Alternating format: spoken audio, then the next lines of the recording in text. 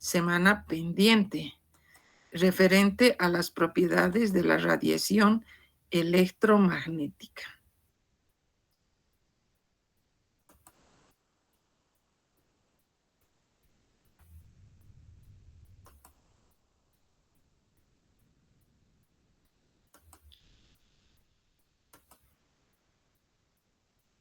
Bien, entonces vamos a empezar con algunas características que habíamos visto en la anterior clase. Y nos referíamos a la radiación electromagnética, que constituía un elemento fundamental dentro de lo que nosotros veríamos posteriormente, que eran los distintos métodos, técnicas instrumentales, con el objetivo de conocer la concentración del analito presente en una muestra.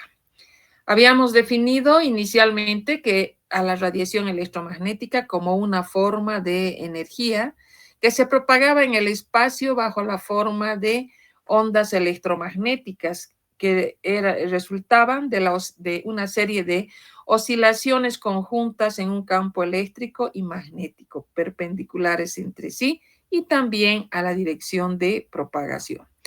Resumiendo, si nosotros recordamos las propiedades principales de la radiación electromagnética, sabíamos que es una forma de energía transmitida en el espacio a grandes velocidades. Cuando hablamos de esa velocidad, que además es constante, nos estamos refiriendo a 3 por 10 a la 8 metros sobre segundo. También sabemos que tiene un comportamiento sinusoidal y de partícula, y debemos referirnos a dos componentes fundamentales, el campo eléctrico y el campo magnético. Por otro lado, no requiere ningún medio de soporte para propagarse, y a diferencia de otro tipo de ondas, como es el caso del sonido, por ejemplo, y la característica fundamental, vuelvo a hacer hincapié, es que tiene un carácter o tiene una dualidad, es decir, tiene un comportamiento, como dice acá, de onda y de partícula. De tal manera que estas dos propiedades, estas dos características, a nosotros nos van a permitir llegar a comprender una serie de fenómenos, como por ejemplo, si hablamos de las interferencias, si hablamos de la difracción, y en el caso del comportamiento como partícula, tenemos pues un ejemplo en el caso del efecto fotoeléctrico. Igualmente, habíamos visto que había que tomar en cuenta por sus características ondulatorias a todos los parámetros ondulatorios que estaban relacionados con la radiación electromagnética desde un punto de vista ondulatorio, vuelvo a repetir, y acá habíamos mencionado una serie de parámetros como era la amplitud, como era el periodo, como era la frecuencia, como era la longitud de onda, la velocidad de propagación, el número de ondas y la intensidad. Cuando nosotros nos referíamos a la radiación electromagnética, hemos visto, o sea, siempre hemos tomado en cuenta aquella manifestación más frecuente, era la luz, y también podíamos tomar en cuenta al calor. Pero sabíamos que la radiación electromagnética no solamente comprendía estas dos manifestaciones, sino que habían otro tipo de manifestaciones que también eran de naturaleza electromagnética, como eran los rayos gamma, como eran los rayos X, como era la región del ultravioleta, la región del visible, el infrarrojo, la región de microondas y las ondas de radio.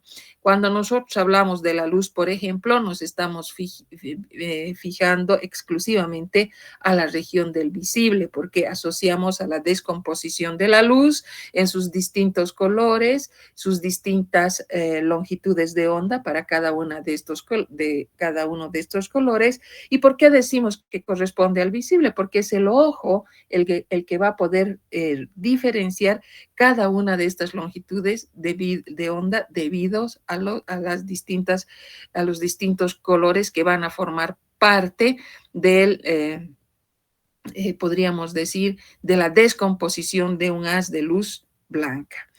Ahora, cuando hablamos de la radiación electromagnética, también tenemos que relacionar con algunos fenómenos como ser la transmisión, como ser la reflexión, como ser la refracción, la difracción de la luz, porque estamos hablando de aquella manifestación de la radiación electromagnética más frecuente que era la luz.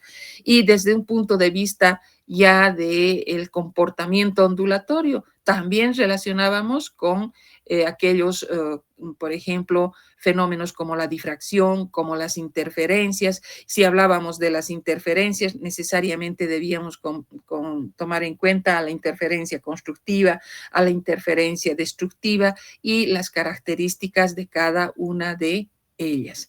Entonces, y si hablamos de la dispersión, tenemos que referirnos a la dispersión anómala, la dispersión normal y las características que esta podía y la relación además que podía tener con el índice de refracción. Bien, hemos hecho un ligero resumen de aquellas características, de aquellas propiedades ondulatorias de la radiación electromagnética. En una palabra, resumiendo, en pocas palabras, diremos así, aunque la radiación electromagnética se va a propagar como onda, también va a interactuar con la materia. ¿Y cómo lo va a hacer al interactuar con la materia?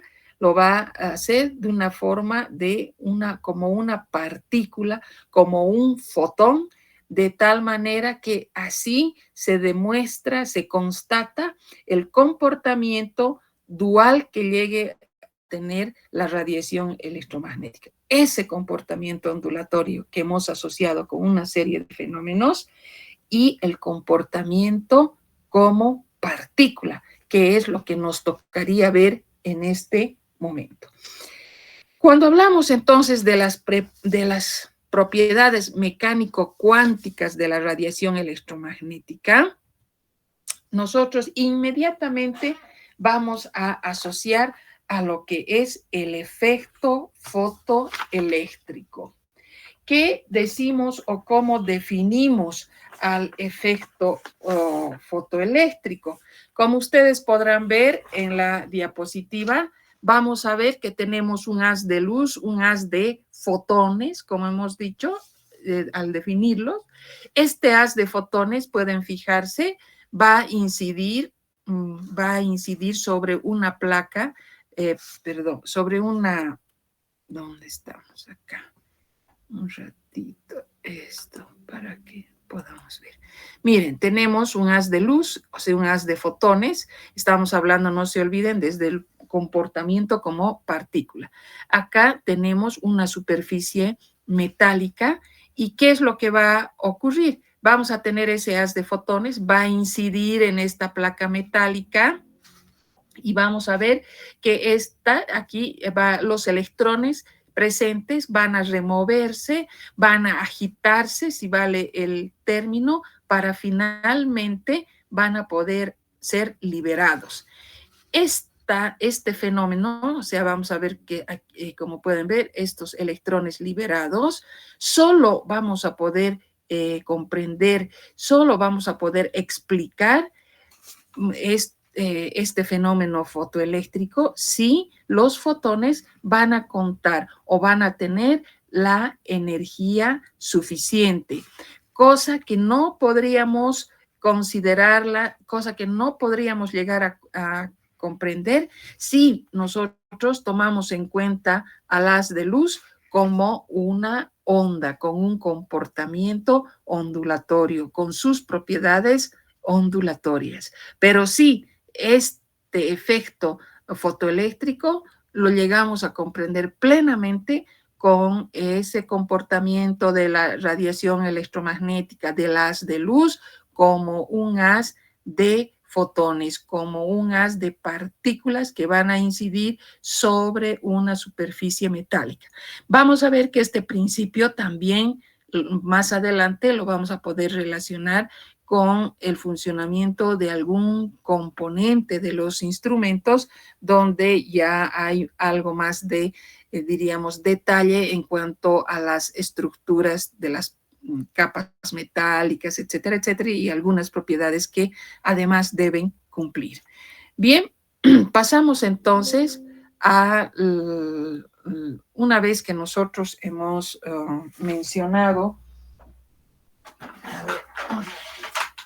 nos hemos referido a este comportamiento como partícula, como haz de fotones, nosotros tenemos pues entonces que hablar o asociar a unos fenómenos, como es el caso de la absorción de la radiación electromagnética.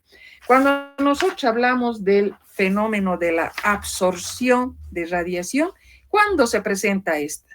La absorción de radiación electromagnética, nosotros la podemos definir como aquel proceso en que un material va a captar, va a absorber energía y como consecuencia va a haber un incremento, va a producirse un aumento de energía interna de la materia.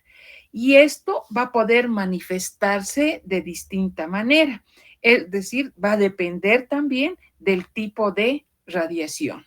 Entonces, primero podemos hablar o podemos relacionar con un aumento de la temperatura. Luego, este incremento, esta ganancia, si vale el término, de energía, va a producir una excitación electrónica. También podemos asociar a un fenómeno de ionización. También podemos relacionar con algún tipo de reacciones químicas y directamente tomar en cuenta, por otro lado, la emisión de luz. Entonces, la absorción, ese fenómeno que se origina cuando los fotones provenientes de la radiación electromagnética que tienen, esto es muy importante, la energía adecuada, la muestra, el analito, va a ser capaz de absorber la radiación. Entonces, ustedes están viendo acá en la gráfica donde nosotros tenemos al átomo, va a producirse la absorción de radiación. ¿Qué va a ocurrir? Acá vamos a tener como consecuencia, una vez que ha sido capaz de absorber una cantidad de energía adicional a la que tenía, va a dar lugar a que aquellos átomos que han ganado, que han incrementado su cantidad de energía, se van a convertir en átomos excitados que han pasado a niveles energéticos superiores, como podemos ver en esta parte. Van a pasar hacia energéticamente a niveles de energía superiores. Entonces, ¿qué va a ocurrir? Este estadio en el que el átomo excitado se encuentra, tiene un tiempo de duración demasiado corto, porque siempre la tendencia va a ser encontrarse en un estado, los electrones mantenerse en un estado de reposo, o sea, libres de, o sea, tienen que estar relajados, como se dice. Entonces, estos átomos excitados, esta etapa, mejor diremos así, donde el átomo está excitado, ha pasado a niveles, los electrones han pasado a niveles energéticos superiores, tiene un tiempo de duración demasiado corto. ¿Y cuál es el objetivo ahora? ¿Cuál es la finalidad? Volver y recuperar su estado fundamental. Entonces, para retornar a su estado fundamental, tiene que producirse un efecto contrario a la excitación, que nosotros lo vamos a conocer o lo vamos a denominar como un proceso de relajación. Eso ocurre cuando nosotros estamos hablando de la absorción de radiación, de aquella etapa donde el analito a nivel de sus átomos, a nivel de sus electrones, va a llegar a, va a ganar una cantidad adicional, va a obtener una cantidad adicional de energía y necesariamente esto va a producir un estado de excitación que tiene un tiempo de duración demasiado corto y necesariamente debe volver a su estado fundamental. Ahora, además es importante recordar que los fotones de la radiación han tenido que contar con la cantidad de energía adecuada para que la muestra los absorba. Entonces, estos estadios que son demasiado cortos hacen que los electrones se deshagan de esa cantidad adicional de energía que habían ganado al absorber. Y entonces existen distintos mecanismos, distintas formas por las cuales el analito va a volver a través de sus componentes a su estado fundamental. Entonces, hemos hablado que debemos contar con los procesos de relajación. Y cuando hablamos de los procesos de relajación que van a permitir volver nuevamente al estado fundamental, vamos a ver que tomamos en cuenta dos procesos de relajación.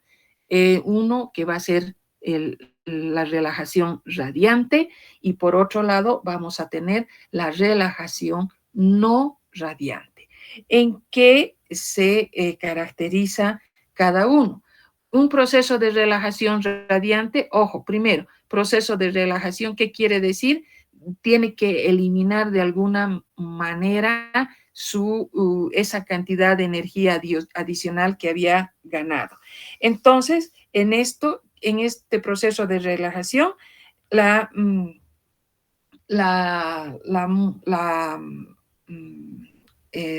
tenemos que mencionar aquí que vamos a considerar a los procesos de emisión. Y dentro de los procesos de emisión, nosotros consideramos tanto a la fluorescencia como a la fosforescencia. Entonces, ¿qué ocurre cuando nosotros estamos hablando exclusivamente del fenómeno de la emisión? Esa radiación electromagnética que se originó cuando las partículas excitadas van a relajarse, van a pasar a niveles energéticos inferiores y como consecuencia van a ceder esa cantidad adicional, ese exceso de energía, la van a eliminar a través de una emisión de fotones. Y cabe recalcar acá que para que se produzca este proceso de relajación, necesariamente tenemos que contar con una partícula, con un átomo, con un analito previamente excitado. Y nosotros, en el caso actual que estamos recordando o estamos revisando, estamos hablando de cómo han sido excitados, cuál es el origen de esa excitación del analito, ha sido a través del fenómeno de la absorción de radiación. Han absorbido una cantidad adicional de energía que los ha llevado a un estado de excitación porque se ha incrementado la cantidad de energía y existe la necesidad de volver al estado fundamental porque estos estadios son de un tiempo de duración extremadamente corto, entonces deben retornar. ¿Y qué es lo que hace? El analito aprovecha, podríamos decir, de emitir una forma de energía, va a poder, como se dice, eliminar esta cantidad de energía adicional que había ganado, y nosotros también vamos a poder emplear ese hecho de emitir un cierto tipo de radiación. Por eso decimos que van a existir técnicas, van a existir métodos que se van a basar en el proceso de emisión. Es decir, que la radiación electromagnética que se ha originado cuando los electrones que han sido excitados van a relajarse, al relajarse van a pasar a niveles energéticos de menor energía, cediendo su exceso de energía como fotones. Ahora, dentro de estos procesos de emisión, nosotros necesariamente tenemos que considerar dos tipos de emisión o dos tipos de relajación. Los métodos que van a dar lugar a la fluorescencia y a la fosforescencia. Es decir, cuando se absorbe la energía, cuando un átomo que ha absorbido la energía o una molécula o hablaremos de la materia, en otras palabras, ha ganado esa cantidad de energía, va a tener un tiempo de estadía demasiado corto y va a volver por los procesos de relajación. Vamos a tener una relajación radiante donde consideramos a la emisión y vamos a considerar acá a dos fenómenos más conocidos como la fluorescencia y la fosforescencia. ¿En qué consiste cada uno de ellos? Ambos procesos son de emisión, como hemos mencionado.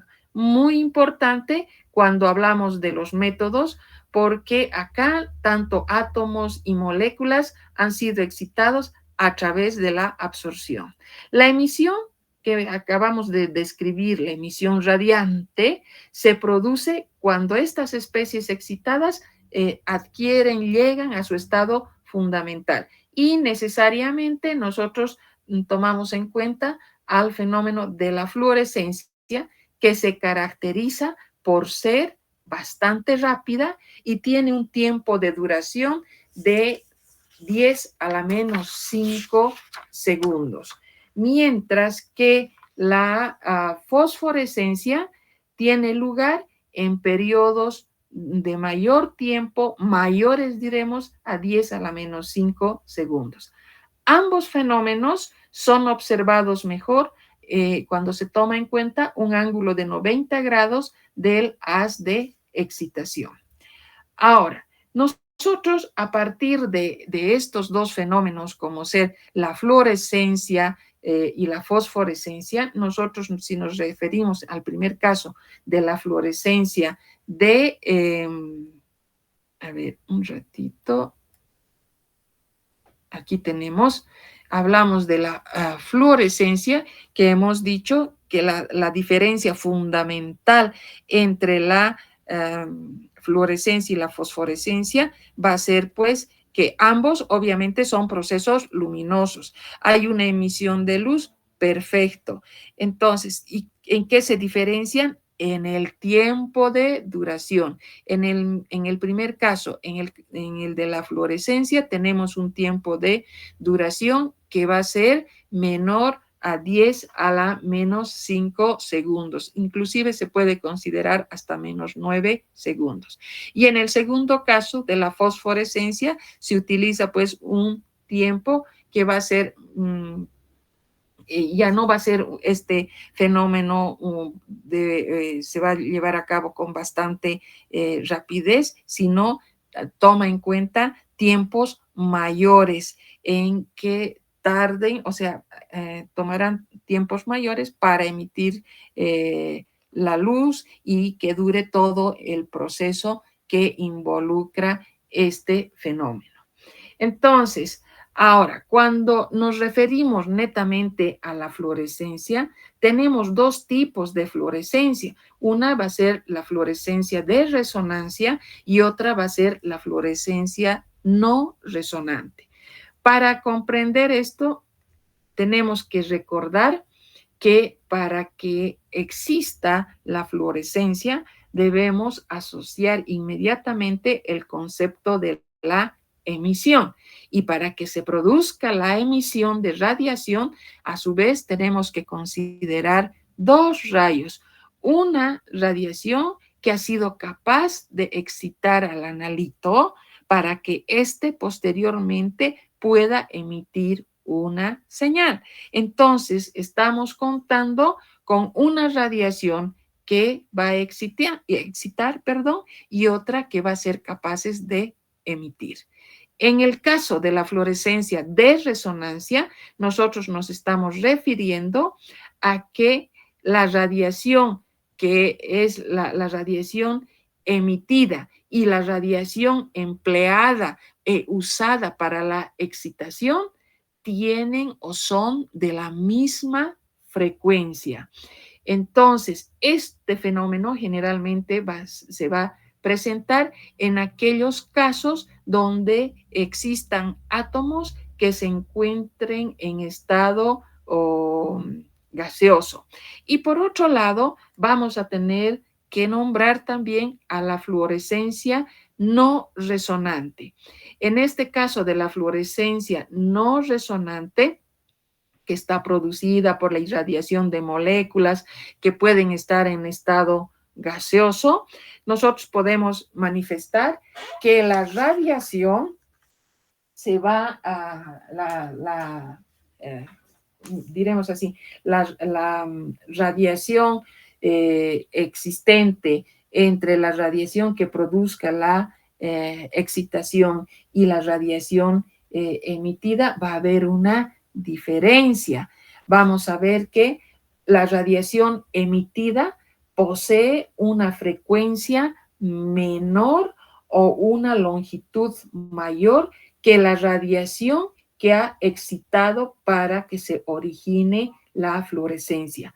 A esta situación, a estas características o estas diferencias entre la radiación excitadora y la radiación emitida y que tengan esta diferencia a nivel de su frecuencia o de su longitud de onda, como acabamos de mencionar, se la conoce como el desplazamiento de Stokes, que aquí ustedes pueden ver.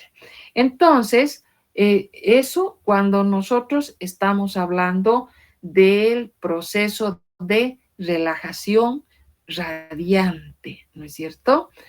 ¿Dónde está? Estamos acá, el proceso de relajación radiante. Pero también debemos tomar en cuenta a la relajación conocida como relajación no radiante. Aquí no va a haber una emisión de un haz de luz, no va a haber un fenómeno fluorescente, no vamos a encontrar una radiación fosforescente que varíen con el tiempo, etcétera, etcétera. No, en esta relajación que va a permitir de igual manera retornar a su estado fundamental al átomo, al electrón, etcétera, nosotros tenemos que referirnos a las pérdidas de energía a través de una serie de etapas cortas.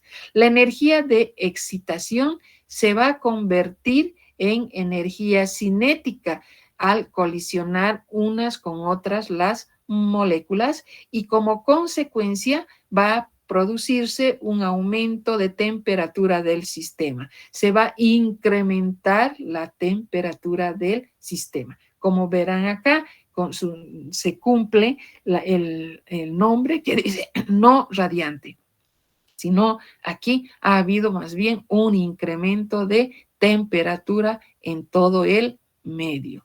¿Qué ocurre? La cantidad adicional de energía que se ha ido a ganar no ha sido emitida. Aquí se ha transformado, podríamos decir, esa energía de excitación se ha convertido en energía cinética. Eso caracteriza entonces al proceso de relajación no radiante. Bien, Ahora también tenemos que referirnos, aquí tenemos el caso del proceso de excitación, los procesos de emisión que toman en cuenta la fluorescencia y la fosforescencia, donde la única diferencia es el tiempo. Acá igualmente tenemos y hablamos sobre el fenómeno de la fluorescencia, donde es resonante y no resonante. Hemos mencionado entonces resonante cuando tiene la misma frecuencia para ambos tipos de radiaciones, aquella excitadora y también la que llega a emitirse. Y la no resonante es la que se presenta, si bien es con menor frecuencia, pero está igualmente presente. Vamos a ver que tiene una menor frecuencia que la radiación excitadora, esta cuando nos referimos a la fluorescencia no resonante.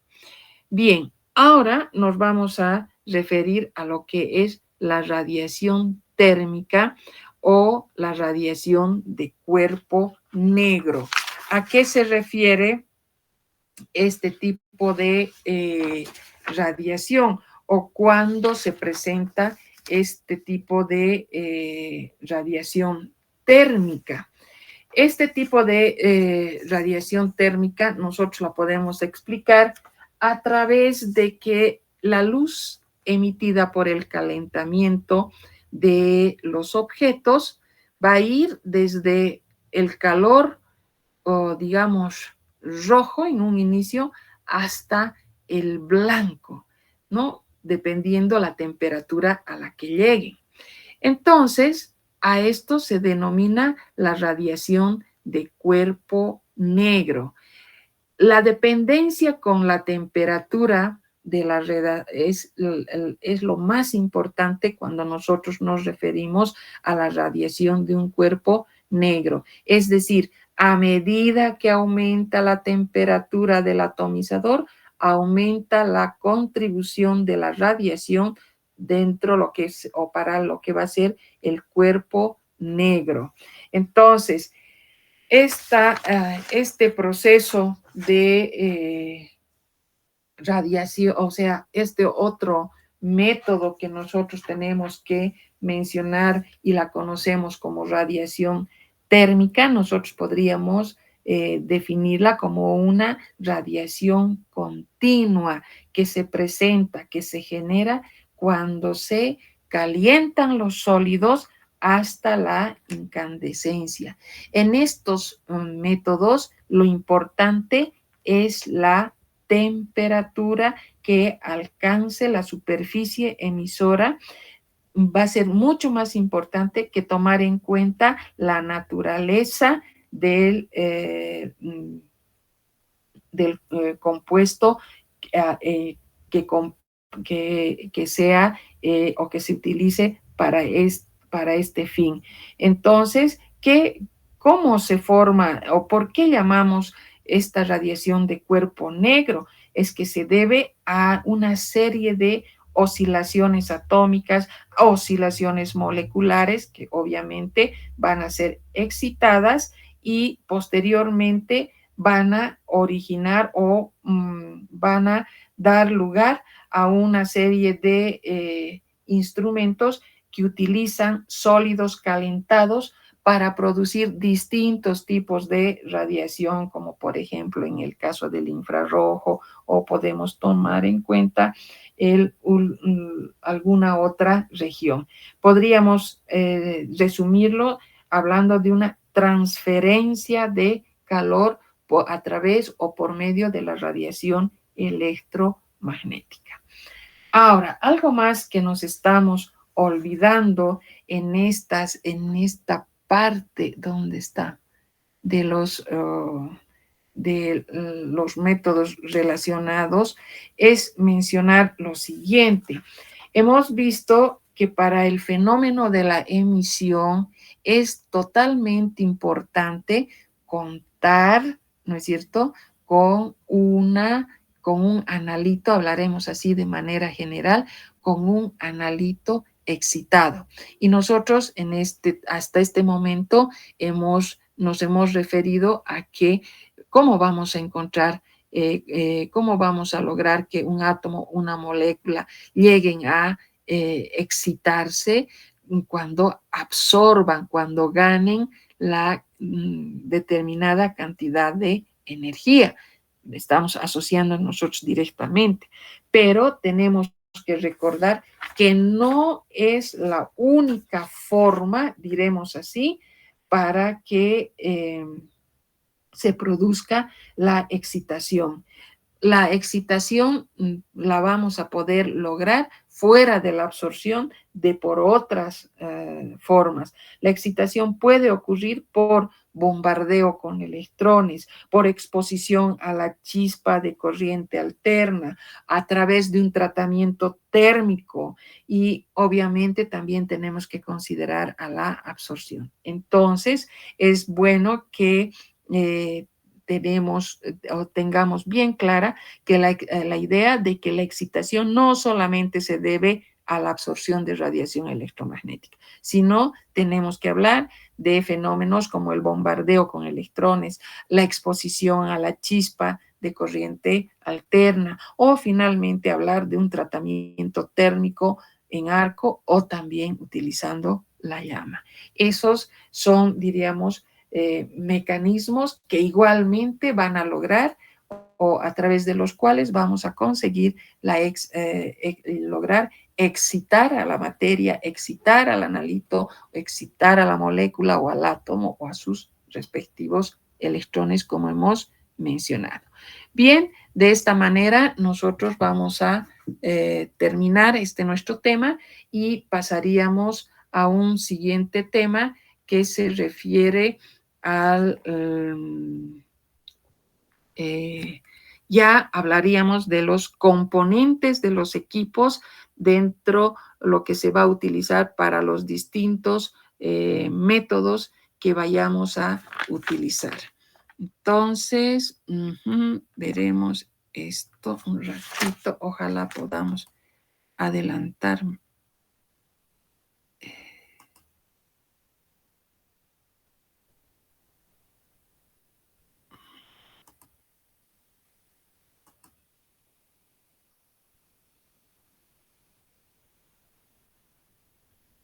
Propiedades de la red.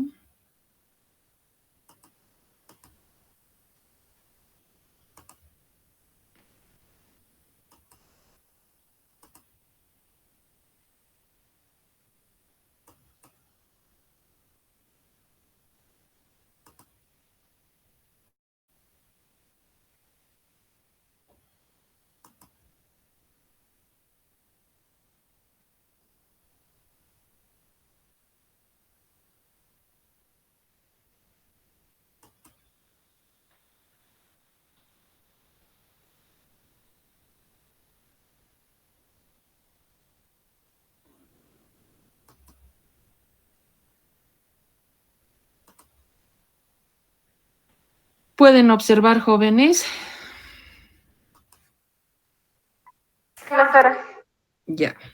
Pasamos entonces a ver, este es nuestro siguiente tema. Vamos a ver una partecita nada más que se refiere a los instrumentos empleados en espectroscopía óptica. Ya posteriormente nos vamos a referir a cada uno de los componentes que vayamos a encontrar y vamos a llegar a justificar por qué hablamos de espectroscopía, por qué hablamos de óptica, etcétera, etcétera.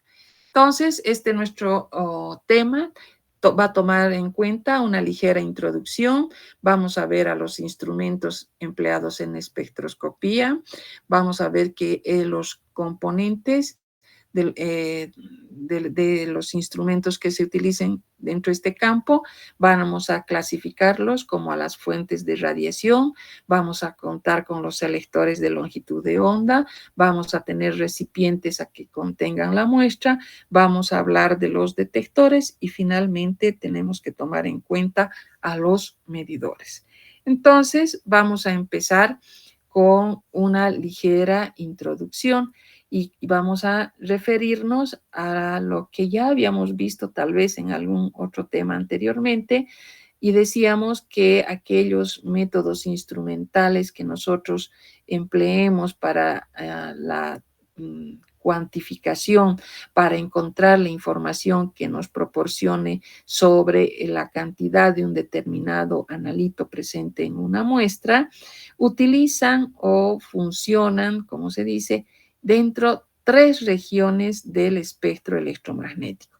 Nosotros habíamos visto en el anterior tema que el espectro electromagnético, si bien tenían aspectos comunes, como ser la propiedad de tener características ondulatorias, de partícula, eran formas de energía, pero para nosotros, de todas estas regiones que hemos nombrado, que hemos visto dónde se originan, dónde actúan, eran tres las que nos interesan, o son tres las de interés dentro de lo que va a ser la aplicación de las técnicas que vamos a ir desarrollando en nuestra materia. Y esas tres regiones van a ser la región del ultravioleta, la región del visible y una pequeñísima porción, fracción, diremos así, de la región del cercano infrarrojo. Entonces, ¿qué característica tienen generalmente la región del ultravioleta y del visible? Que vamos a tener la energía a través de llega hacia los electrones externos o de valencia. Entonces, desde ese punto de vista, nosotros vamos a utilizar, vamos a ver que existen componentes que son muy parecidos, pero en ningún momento van a ser los mismos componentes. Por eso decimos que son componentes parecidos, pero no iguales. Y dentro de los equipos que nosotros vayamos a tomar en cuenta, vamos a tener a los espectrofotómetros, vamos a tener a los fotómetros que están relacionados con los fenómenos de absorción, con los fenómenos de emisión y tomando en cuenta la fluorescencia. Entonces, estos tres fenómenos van a originar a métodos que nos van a permitir determinar, calcular, llegar a encontrar, en otras palabras, la concentración de un analito presente en una muestra. Acá tenemos entonces unos esquemas, unos diagramas de los componentes que vamos a encontrar en los equipos que estén, como se dice, empleados, que se los pueda emplear en el caso, por ejemplo, de los fenómenos que son tres. En primer lugar, vamos a tener a la absorción, luego vamos a hablar de la emisión y luego vamos a referirnos a la fluorescencia. Entonces, nosotros acá en esta primera instancia tomamos en cuenta a 5 componentes y vamos a tener una fuente de radiación. Vamos a contar con un selector de longitud de onda, vamos a tener un recipiente que contenga a la muestra, que va a ser el analito, vamos a tener un detector y luego vamos a tomar en cuenta al procesador de señal y que además incluye al dispositivo o al sistema de lectura. Si ustedes se fijan, tenemos 1, 2, 3, 4, 5 componentes. Pasamos al segundo, o diríamos, esquema, donde vamos a encontrar acá a un equipo donde el fenómeno por el que vamos a realizar la determinación va a ser el fenómeno de la emisión. Anteriormente hemos hablado de la absorción. Entonces, acá tenemos que considerar dos aspectos importantes. Nosotros teníamos aquí una fuente de radiación, ¿se acuerdan? A partir de esta fuente de radiación se va a emitir una señal. Esa señal, va a estar conformada por una serie de longitudes de onda. Va a existir un componente acá que va a ser capaz de seleccionar, por eso dice selector de longitud de onda. Puede ser de distintos modelos, etcétera, etcétera. Entonces, va a elegir aquella longitud de onda óptima. ¿Cuál va a ser esa longitud de onda óptima? Aquella que interactúe con el analito de mejor manera. ¿Y dónde está el analito? El analito está en un recipiente, está en una cubeta que podrá tener distinta forma, etcétera, etcétera, y obviamente tendrá que cumplir con ciertas condiciones. Entonces, ¿qué va a ocurrir? Se ha elegido, se ha escogido la radiación que va a ir a interactuar, obviamente va a tener una determinada longitud de onda y esta, cuando atraviese el material en el que se encuentra el analito, acá, al pasar, se va a llevar a cabo la interacción. ¿Y cuál es el tipo de interacción? La interacción que se va a llevar a cabo va a ser la absorción. ¿Qué quiere decir? Cuando pase la radiación, atraviese la cubeta, el recipiente, en este paso, en este recorrido, se va a llevar la absorción. Entonces, ¿qué voy a tener? Voy a tener una señal proveniente de dónde? De esa interacción. Esa señal yo como operador no la comprendo, no la entiendo, no la diferencio, pero sí aquí voy a tener un componente que sí lo va a hacer y va a ser el detector. Y cuando hablamos de los detectores tenemos que hablar de una serie de elementos que pueden actuar como detector. Entonces, ¿cuál va a ser el paso del detector o del transductor de entrada que nosotros habíamos hablado anteriormente en otro tema? Va a ser este detector, va a hacer que esta señal proveniente de la interacción de la radiación con el analito llegue acá y se convierta, se transforme en una señal eléctrica. Esta señal eléctrica va a pasar a lo que va a ser el procesador de señal. Acá se va a adecuar, se va a modificar, se va a filtrar, etcétera, etcétera, a esa señal y de tal manera que va a llegar, por eso se dice es el procesador de señal, el que procesa la señal y va a salir a través de un sistema de lectura. ¿Cuál ha sido el fenómeno aquí por el que nos ha permitido obtener esta información? Ha sido pues la absorción. ¿Dónde se ha llevado a cabo la absorción? Cuando han interactuado la radiación con el analito que estaba presente en este recipiente.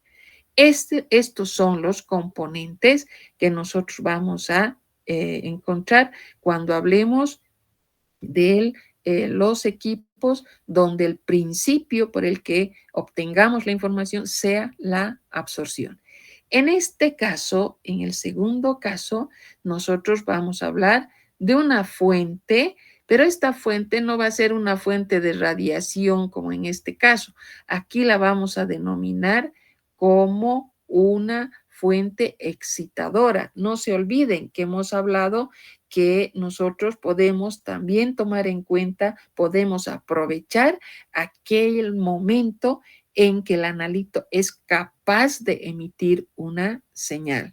Pero para que sea capaz de emitir una señal, necesitamos que previamente sea excitado. Necesitamos que adicionalmente gane una cierta cantidad de energía.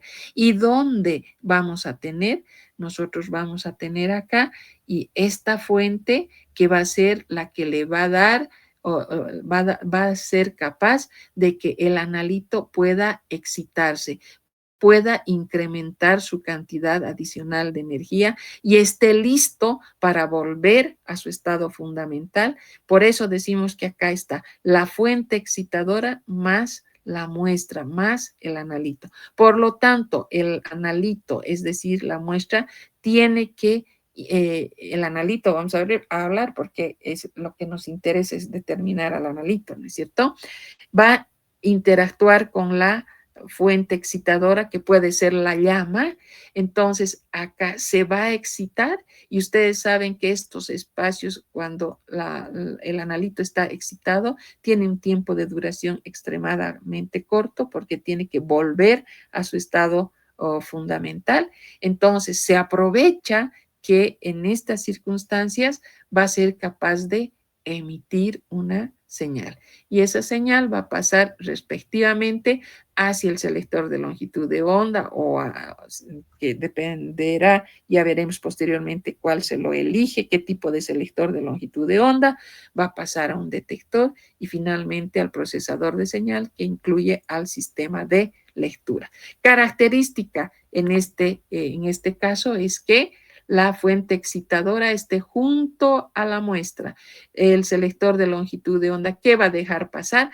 Va a dejar pasar la señal emitida por el analito y va a dejar que, va a sostener, va a evitar que pasen aquellas señales provenientes de la fuente excitadora, que no se, o sea, son aquellas señales que van a provenir de la fuente, de la llama, mejor dicho así, para que me entiendan. ¿Y quiénes van a lograr pasar para ser medidos? Las señales, la radiación que ha sido capaz de emitir el analito, porque el analito ha tenido que estar en contacto con una llama, si vale el término, y la llama va a tener pues sus distintas longitudes de onda. Entonces, esas son retenidas y ¿quiénes van a pasar? Las correspondientes al analito. Pasará a un detector, se transformará, llegará a un procesador de señal y a un sistema de lectura.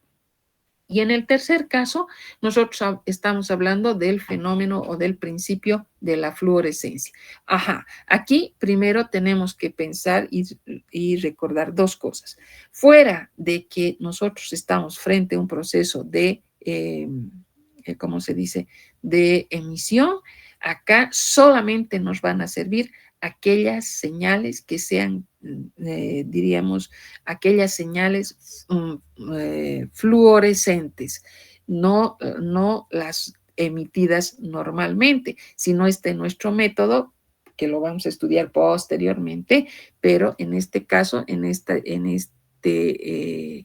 croquis que tenemos de este tipo de equipo, nos interesa para la medición, aquellas que van a llegar al detector van a ser provenientes de aquellas señales, diremos así, para que ustedes entiendan, que tengan o que cumplan con el principio de la fluorescencia.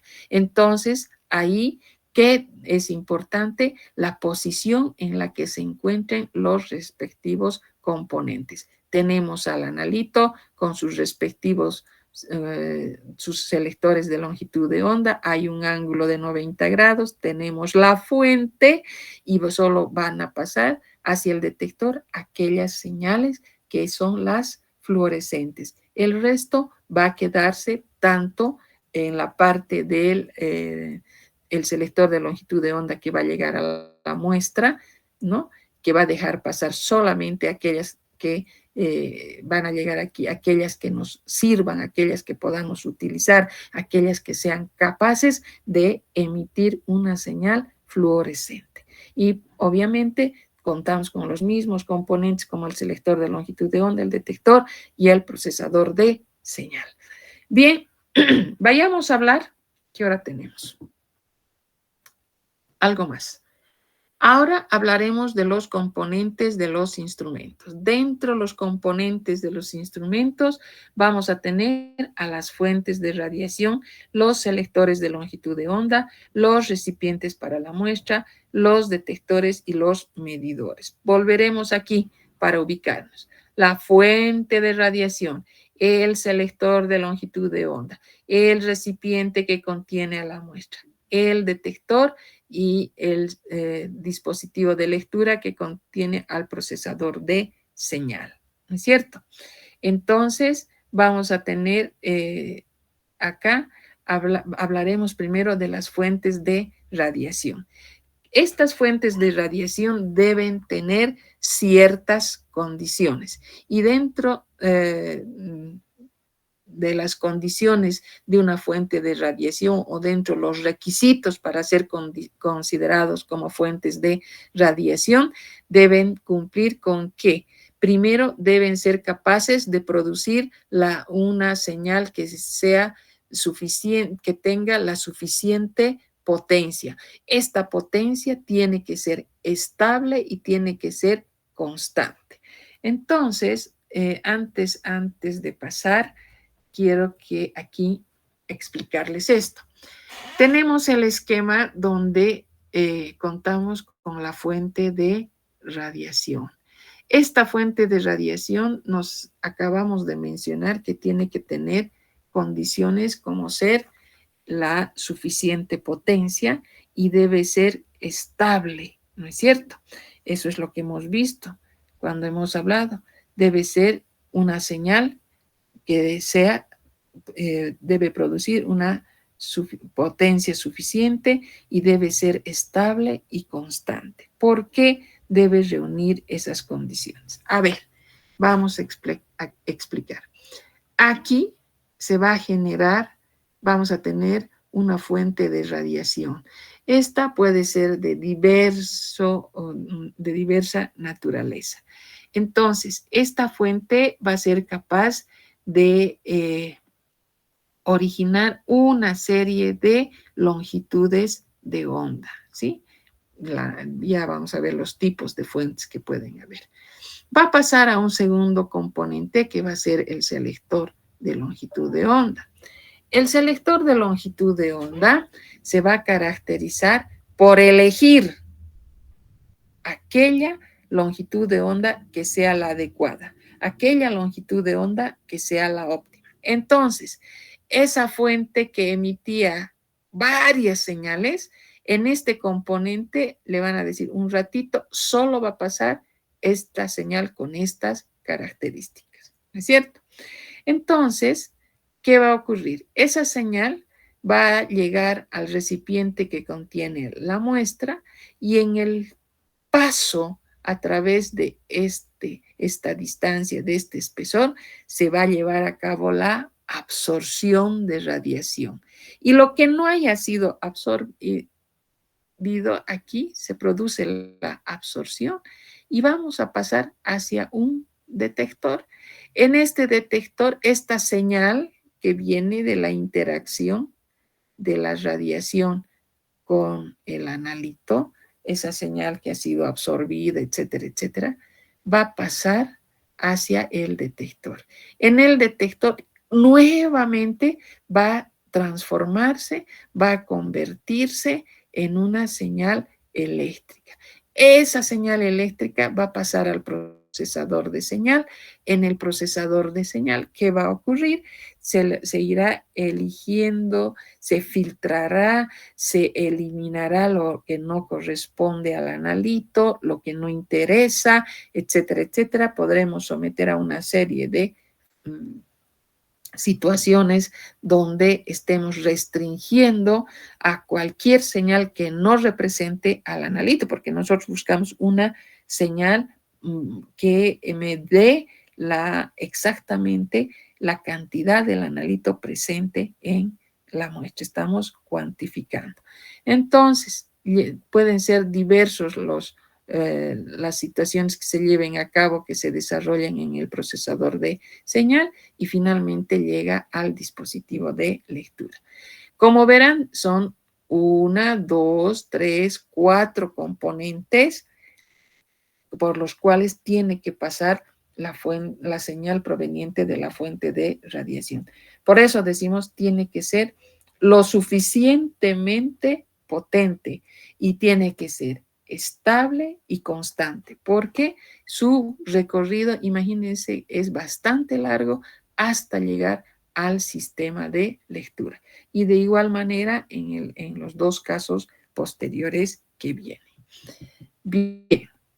Luego tenemos entonces a las fuentes de radiación que deben producir suficiente potencia, una potencia estable y constante.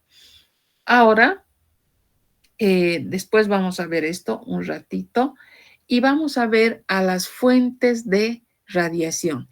Estas fuentes de radiación pueden ser de 3 tipos y van a ser las fuentes de radiación continuas, las fuentes de radiación de líneas y los rayos láser.